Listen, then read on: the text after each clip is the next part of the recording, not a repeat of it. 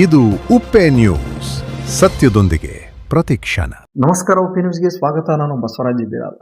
ಬೀದರ್ ಜಿಲ್ಲೆಯ ಔರಾದ್ಬಿ ತಾಲೂಕಿನ ಮಾನ್ಯ ತಹಸೀಲ್ದಾರರಿಗೆ ಮನವಿ. ಅಕ್ಷರದಾಸೋಹ ಪಿಎಂ ಪೋಷಣ ಶಕ್ತಿ ನಿರ್ಮಾಣ ಯೋಜನೆಯಡಿಯ ಬಿಸಿಯೂಟ ತಯಾರಕರಿಗೆ ವೇತನ ಹೆಚ್ಚಳ ಹಾಗೂ ಸೌಲಭ್ಯಗಳು ಒದಗಿಸುವ ಕುರಿತು ಜಿಲ್ಲಾ ಸಂಘಟನಾ ಕಾರ್ಯದರ್ಶಿಗಳಾದ ಜಯಶ್ರೀ ಖಾಜಾಪುರೆ, ಗಯಾಬಾಯಿ ಹಜರತ್ಬಿ, ಔರಾ ತಾಲೂಕಿನ ಕಾರ್ಯದರ್ಶಿ ಜನಾಬಾಯಿ, ಉಷಾಬಾಯಿ, ಜಿಲ್ಲಾ ಕಾರ್ಯದರ್ಶಿಗಳು ಸಂಗೀತಾ, ಲಲಿತಾ ಹಳದಿಕೆರೆ, ಸುಪ್ರೀತಾ, ಸೇಕಪ್ಪ ಚಿಂತಾಕಿ, ಲಕ್ಷ್ಮೀವೀರಪ್ಪ ಚಿಂತಾಕಿ, ವಿದ್ಯಾವತಿ, ಮುಖ್ಯ ಅಡಿಗೆದಾರರು, ಸರಸ್ವತಿ ಶಾಲೆಯ ಬೀದರ್ ಜಿಲ್ಲೆ ಅಕ್ಷರ ದಾಸೋಹ ಪಿಎಂ ಪೋಷಣ ಶಕ್ತಿ ನಿರ್ಮಾಣ ಯೋಜನೆಯಡಿಯಲ್ಲಿ ಕಾರ್ಯನಿರ್ವಹಿಸುತ್ತಿರುವ ಬಿಸಿಯೂಟ ತಯಾರಕರಾಗಿದ್ದು, ಕಳೆದ ಹಲವು ವರ್ಷಗಳಿಂದ ಸರ್ಕಾರಿ ಶಾಲೆಗಳ ಮಕ್ಕಳಿಗೆ ಬಿಸಿಯೂಟ ತಯಾರಿಸಿ ಸೇವೆ ಸಲ್ಲಿಸುತ್ತಿದ್ದೇವೆ.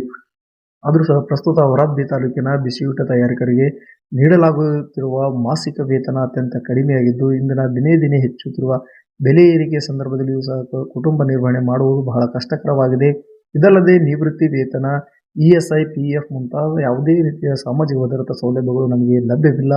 ಬಿಸಿಯೂಟ ತಯಾರಕರು ಮಕ್ಕಳ ಆರೋಗ್ಯ ಮತ್ತು ಶಿಕ್ಷಣಕ್ಕೆ ಪ್ರಮುಖ ಪಾತ್ರ ವಹಿಸುತ್ತಿದ್ದರೂ ನಮ್ಮ ಸೇವೆಗೆ ತಕ್ಕ ಗೌರವ ಮತ್ತು ಆರ್ಥಿಕ ಭದ್ರತೆ ದೊರೆಯುತ್ತಿಲ್ಲ. ಇತರೆ ರಾಜ್ಯಗಳಲ್ಲಿ ಬಿಸಿಯೂಟ ತಯಾರಕರಿಗೆ ವೇತನ ಹೆಚ್ಚಳ ಹಾಗೂ ಸೌಲಭ್ಯಗಳನ್ನು ನೀಡಿರುವ ಉದಾಹರಣೆಗಳಿವೆ. ಅದೇ ಮಾದರಿಯಲ್ಲಿ ನಮ್ಮ ಔರಾದ್ಬಿ ತಾಲೂಕಿನ ಬಿಸಿಯೂಟ ತಯಾರಕರಿಗೆ ನ್ಯಾಯ ದೊರಕಿಸಿಕೊಡಬೇಕೆಂದು ತಿಳಿಸಿದರು. ಸದಾ ನೋಡ್ತಾ ಇರಿ ಉಪ್ಪೆ ನ್ಯೂಸ್, ನೇರ ನಿತ್ಯ ನಿರ್ಮಿತ ಸುದ್ದಿಗಾಗಿ ಸಬ್ಸ್ಕ್ರೈಬ್ ಮಾಡಿ. ಮತ್ತು ರಾಜ್ಯ ಸರ್ಕಾರ ಎರಡೂ ಒತ್ತಟ್ಟಿಗೆ ಮಹಿಳೆಯರ ಕಡೆಯಿಂದ ಗಮನ ಹರಿಸಿ ವೇತನ ಪುರಸ್ಕೃತ ಮಾಡಬೇಕು. ಯೋಜನೆಯ ಪಿಎಂ ಪೋಷಣ ಶಕ್ತಿ ನಿರ್ಮಾಣ ಯೋಜನೆಯ ಸದರಿ ಬಿಸಿಯೂಟದ ಸಿಬ್ಬಂದಿ ಕಳೆದ 23 ವರ್ಷಗಳಿಂದ ಪಿಎಂ ಪೋಷಣ ಶಕ್ತಿ ನಿರ್ಮಾಣ ಯೋಜನೆಯಲ್ಲಿ ಕಾರ್ಯನಿರ್ವಹಿಸುತ್ತಿದ್ದರು. ಕೇಂದ್ರ ಸರ್ಕಾರದ ಕೇವಲ 600 ಮಾತ್ರ ಕೊಟ್ಟರು ಸೇರಿಕೊಂಡ್ರು. ಕೇಂದ್ರ ಸರ್ಕಾರ ಇಲ್ಲ ಹೆಚ್ಚು ಕೊಡಬೇಕು. ಸರಾಸರಿ ಇವತ್ತಿಂದ ನೀವು 31,000 ರೂಪಾಯಿ ಕೊಡಬೇಕು ಅಂತ ನಾವು ಬೇಡಿಕೆ ಇಟ್ಟಿದ್ದೇವೆ. ನಾವು ಬೇಡಿಕೆ ಏನೋ ನೋಡಿದ್ರೆ ಹೇಳ್ತೀನಿ. ರಾಜ್ಯ ಸರ್ಕಾರ 2022-23 ಬಜೆಟ್ನಲ್ಲಿ ಕನಿಷ್ಠ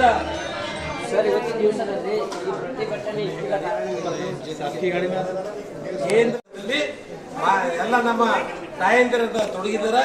ಆದ್ರೆ ಅವ್ರಿಗೆ ಇವತ್ತು ಸರಿಸುಮಾರು ಇನ್ನೂ 3 ತಿಂಗಳ ವೇತನ, ಬಾಕಿ ವೇತನ ಇನ್ನೂ ಕೊಟ್ಟಿಲ್ಲ.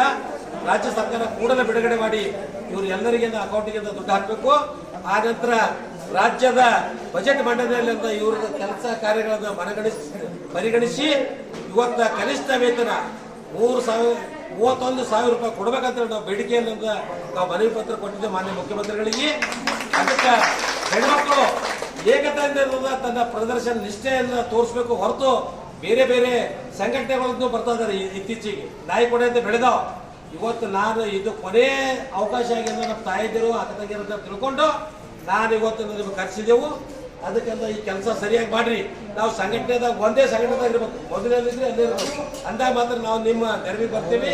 ಇಲ್ಲ ಅಂದ್ರೆ ನಿಮ್ಮ ಪಾಡಿಗೆ ನೀವು, ನಮ್ಮ ಪಾಡಿಗೆ ನಾವು ಮಾಡ್ತೀವಿ. ನೀವಲ್ಲ ಇವತ್ತು ಸಂಖ್ಯೆ ಇಷ್ಟಕ್ಕೆ ಬಂತು. ಅದಕ್ಕೆ ನಾನು ಹೇಳಕ್ ಬಯಸ್ತೀನಿ, ನೀವು ಹೆಚ್ಚಿನ ಸಂಖ್ಯೆಯಿಂದ ಬಂದು ಈ ಕೆಲಸಕ್ಕೆ ಕಾರ್ಯಕ್ಕೆ ನೀವು ಮುಂದಾಗ್ರಿ. ನಿಮ್ದು ಯಾವುದೇ ಸಮಸ್ಯೆ ಇದ್ರೂ ರಾತ್ರಿ 12 ಗಂಟೆ ಆದ್ರೂ ನಾನು ಬರೋಕ್ಕೆ ಸಿದ್ಧರಿದ್ದೀನಿ. ಅದಕ್ಕೆ ತಾವೆಲ್ಲರೂ ನಿಮ್ಮ ಮಕ್ಕಳು ಅಂತ ತಿಳ್ಕೊಂಡು ಇವತ್ತ ಒಬ್ಬ ಸರ್ಕಾರಿ ಶಾಲೆಯಲ್ಲಿರೋದ ಓದಿರ್ತಕ್ಕಂಥ ಮಹಿಳೆ ಹುಡುಗಿ 25 ವರ್ಷದ ಹುಡುಗಿ ಅದ ಇವತ್ತು ಜಡ್ಜ್ ಆಗಿ, ಸಿವಿಲ್ ಜಡ್ಜ್ ಆಗಿ ಅಂತ ನೇಮಕಾತಿ ಆಗಿದೆ. ಇಲ್ಲಿ ನಂಬಲ್ಲಿ ಅದ ನಾನು ತೋರಿಸ್ತೀನಿ. ಅದಕ್ಕೆ ಸರ್ಕಾರಿ ಶಾಲೆಗಳು ಉಳ್ಕೊಳ್ಬೇಕಾದ್ರೆ ಎಲ್ಲ ಬಿಸಿ ಊಟ ಹೆಣ್ಮಕ್ಳು ಇರಬೇಕು. ರಾಜ್ಯ ಸರ್ಕಾರ ಸರಿಯಾಗಿ ಶಾಲೆಗಳಿಗೆ ಸರಿಯಾಗಿ ನಡೆಸಬೇಕು.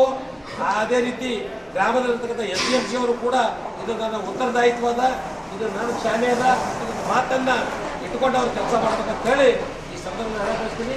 ಮಾನ್ಯ ತಹಸೀಲ್ದಾರ್ ಸಾಹೇಬರು ಆದರೂ ಕೂಡ ಭಾಳಷ್ಟು ಇಂಟ್ರೆಸ್ಟ್ ಅವ್ರು ಬಂದಾರ. EO ಸಾಹೇಬ್ರು ಅದಾರ, ತಹಸೀಲ್ದಾರ್ ಅದಾರ, ಅವ್ರಿಗೆಲ್ಲರಿಗೂ ಅದಾರ. ಈ ಕೆಲವು ಜನ ಹೋಗಿದ್ದೀರಿ. ಈಗಿಂದ ಇಲ್ಲಿ ತನಕ ಬಂದಿರತಕ್ಕಂಥ ತಾವೆಲ್ಲರಿಗೆ ಅನಂತ ವಂದನೆಗಳನ್ನು ಸಲ್ಲಿಸಿ ಮಾತುಗಳನ್ನು ಮುಗಿಸ್ತೀನಿ. ಜೈ ಹಿಂದ್, ಜೈ ಕರ್ನಾಟಕ. ಉಪ್ಪೆ ನ್ಯೂಸ್ 24x7 ಬೀದರ್. ವರದಿಗಾರರು ಜಯವಂತ್ ಚಿಂತಾಕಿ.